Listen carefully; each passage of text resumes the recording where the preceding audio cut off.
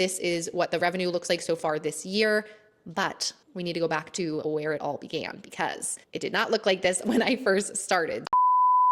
Across my 2 Etsy shops, I have sold $1.3 million in print-on-demand products in the last 3 years. But my very first month did not look anything like what a month looks like in either of my shops today. There's a lot to learn when it comes to selling print-on-demand products successfully, so I thought it'd be fun to rewind back today, go to my very first month ever selling print-on-demand products. So as I mentioned, I have 2 different print-on-demand shops. I actually did a full little print-on-demand wrapped review of what both of my shops sell, how much they sold last year. I will link that video up above if you want to check that out. What you're seeing right here is my second shop. This one I started in 2024. As you can see, it sold a little over $670,000 in revenue. So far, year to date, it's April as I'm recording this, I'm at a little over $117,000 in total revenue. And then my other shop, this one is the very first shop, started it in October of 2022. So it's going to be 4 years this October. As you can see, this is what the shop looks like today. This is what the revenue looks like so far this year. But we need to go back to where it all began because it did not look like this when I first started. In my first 30 days, I had $876 in revenue. You can see kind of what that revenue looked like. It was very sporadic. Some days I'd have a sale, then I would have no sales, and I'd have 2, 1, no sales for a couple days.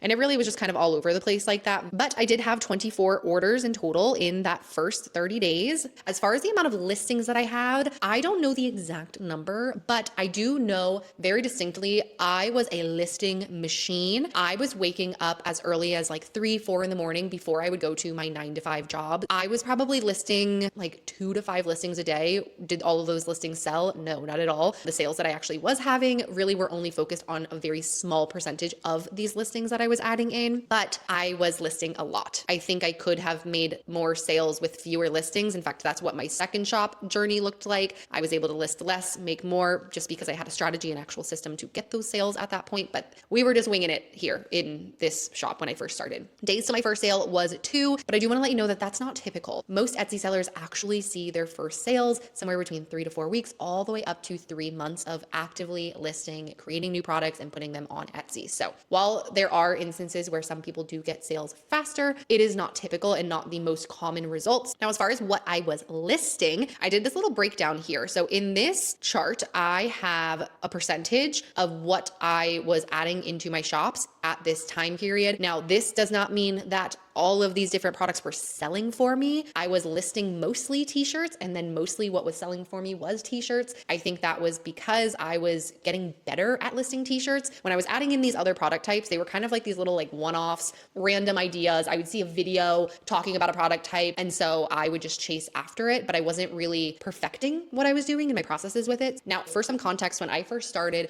my print-on-demand shop, I had just gotten engaged to my now husband. We had started wedding planning, and so naturally I was like in my bridal era, and I started dabbling a little bit in bridal, but I only stayed there for about 2.5 seconds because I realized how quickly it was just out of my area of expertise. It was a very competitive niche. It was just a little bit more than I was willing to bite off and chew. And then I really started to get onto this seasonal hamster wheel. I was listing for Christmas, New Year's, and then the one kind of like evergreen niche that I did start to see some traction in the beginning was the pet adoption. So like adopting a dog, adopting a cat, people who were getting a pet for the first time. And that is actually what I started to see a little bit of a trickle in sales on. Now, what was I actually doing during this time frame? What did my routine look like? Well, for one, I was working a 9 to 5 job. I also, at the time, my son was 3 years old.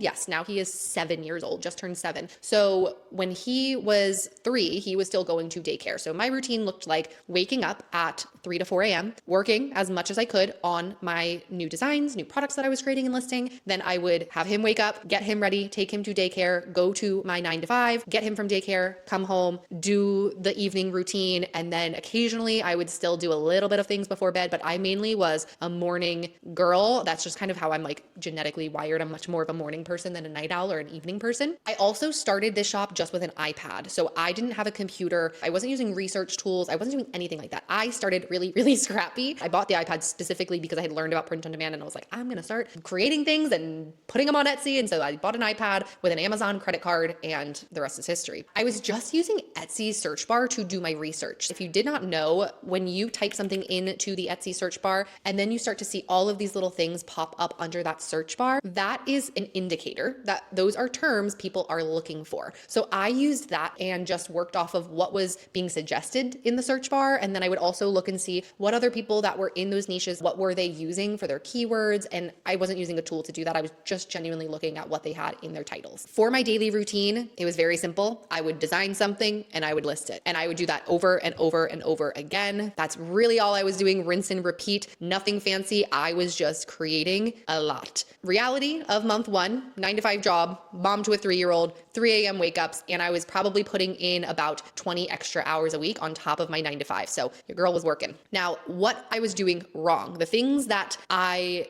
would do differently now, and that I also did differently when I started my second shop that I think helped with the growth of that shop, which if you haven't seen that story, I'll link that video up above as well. But mistake number 1, I definitely had too many product types. As I showed earlier, I was listing into a bunch of different things really because I was seeing videos on the internet, which, I also create videos on the internet. I was seeing videos on the internet that were saying, oh, go after this, this is trending, this is popular, chase this. And so that's what I did. And I have come to learn in the last few years that print on demand is the way that you fulfill your products. I sell physical products and I use print on demand to fulfill those products. Print on demand isn't the business model itself though. And so really what I needed to master was how to sell t-shirts. And a common misconception that I see is that, and I had this belief as well, is that all products, if they're fulfilled with print on demand, then they're all created equally in the sense of you can jump from t-shirts to mugs to ornaments to whatever product type that you might be interested in selling because they're all print on demand products. Am I right? But that's not right. They all have their own nuances, their own little quirks and pricing and ways that you market it, ways that you sell it, different people that are buying it. And all of that brings a different level of expertise,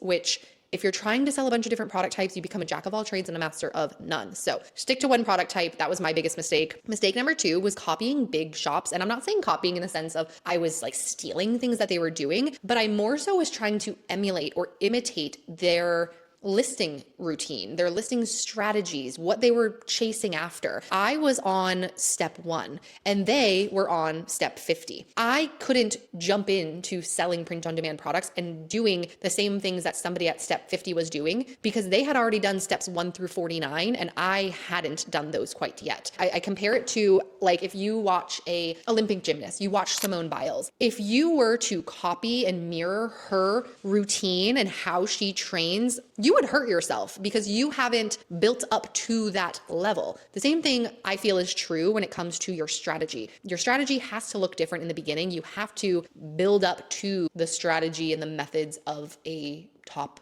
seller, which when I was emulating those top sellers, I was getting really discouraged because I'm like, I'm doing what they're doing and it's not working. It's not working. And the reason was because I needed to do the baby steps first. I needed to shrink myself down a little bit. Now, mistake number 3, I was stuck on seasonal. I was listing a lot of like Christmas, New Year's. When I got into December, I immediately started going the Valentine's Day route, and that worked to some extent. I did have growth in my shop. I was growing. I was getting sales. I saw my first $1,000 profit month in January of 2023. So I was growing by doing so. However, it was exhausting. I truly felt like this little guy right here, just hamster on the wheel, and it wasn't sustainable. Hey, this is Editing Taylor here. I have a couple points that I want to add that I don't think I fully explained well in this part. When I say that I felt exhausted, it wasn't necessarily just that I was doing a lot of work. It also was that I wasn't being compensated to the work that I was doing. So the amount of hours that I was putting in when I mentioned that I made my first $1,000 profit month, if I were to boil down that $1,000 profit in terms of how many hours I was working to create all of those seasonal listings, I was probably making less than $5 an hour. I'm curious to do the math, but that's where I felt like the hamster on the wheel because I was doing so much. I wasn't working and seeing all of that hard work result in what I envisioned and what I wanted my print on demand business to look like. Another thing that I want to add here is that I don't think that it's seasonal versus evergreen. I don't think that they're pitted against each other. I think they both have their value. And with seasonal, the one thing that I will say, and you can see if you look at my past profit breakdowns and past monthly breakdowns in my shop, specifically this first shop that I was growing very fast in revenue. There's a lot of sales volume that happens with seasonal niches because it's such a large large spike, but the inconsistency that comes from seasonal niches where you have that large spike, and then if you don't have something teed up and ready for that next month, then you're not going to see that continue. And so it can feel really volatile where you have a good month and you have bad months. Evergreen listings, you get more consistent sales, but the sales volume I have found with my evergreen listings is a lot lower. So I think that there's a balance. I don't think that it's, oh, I'm only going to list seasonal or I'm only going to list evergreen. What I'm trying to get at here, and we're going to get back to my regularly scheduled programming here in a second, but I think the point that I'm really trying to get across here is that it's more so of like a teeter-totter balancing act where I don't think that you need to just lean on one versus the other. I think that you really want to try to actually balance it. And that is what I have found to create sustainable monthly recurring revenue in both of my shops. And so what I learned is that there's a really big hang up of, do you go evergreen? Do you go seasonal? What is the right answer? What should somebody do? And evergreen listings and seasonal listings, they all have a shelf life. They just have different lengths of a shelf life. So for example, a seasonal niche might sell in October, November, December, and then an evergreen listing might sell in, January through December. It could sell all year round, but actually even more realistically than what you see right here, most of the evergreen niches that I find, they still have a shelf life too, and they might sell from January to May or January to July, for example. So it's a longer shelf life, but it's not necessarily all year round. I think a lot of people hear evergreen and think, oh, it's going to sell every single month of the year. And that's just simply not true. What I would have loved if Taylor of 2022, 2023 would have done differently would be to think about what I have in my shops and the shelf life of those niches and make sure that I have something in my shop that caters to every month of the year, no matter what that looks like. It could be all seasonal. However, if it is all seasonal, that also means that I have to be creating more. It's just really kind of what your routine, your lifestyle looks like. If you want to spend more time listing and always adding more new things, seasonal. If you want to spend less time listing, you can probably get away with doing a little bit heavier on the evergreen side of things. Okay, but Taylor, what would I do if I was starting today in 2026? Is this even still doable today? Yes, I do believe it is still doable today, but you cannot be going about it all willy-nilly. You need to know that this is going to be hard work, and this isn't something that you should start if you are looking to make money quick. If you want to make quick money, the quickest way to make extra money, in my opinion, is to go get a part-time job, put in extra hours if you're able to at your current job. Those are a lot more simple, transactional, quick ways to make money. Starting selling print-on-demand products online is not a quick way to make money. It is a great way to make an extra income, but if you are coming from a place of wanting to make money quick, this is not going to be the path for you. So if you're not that person and you understand that it's going to take time, it's going to take effort, then I have a list of things that I would recommend for you to focus on to get you to your first 100 sales. So first things first, you want to pick one product type and master it before expanding. A jack of all trades is a master of none, and diluted focus brings diluted results. One product type,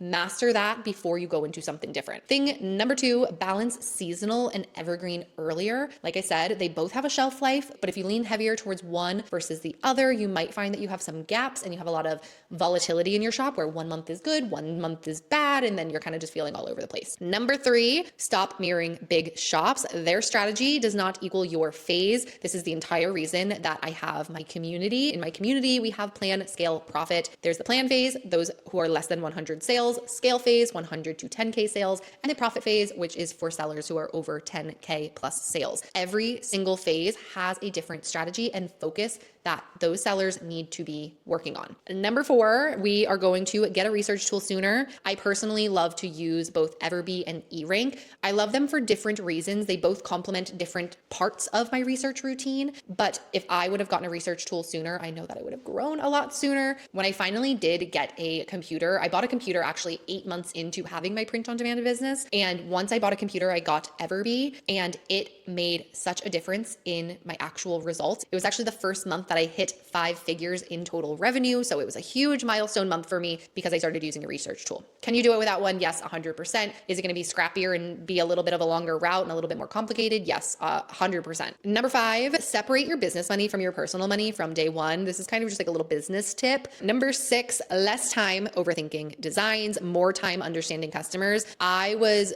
designing and listing.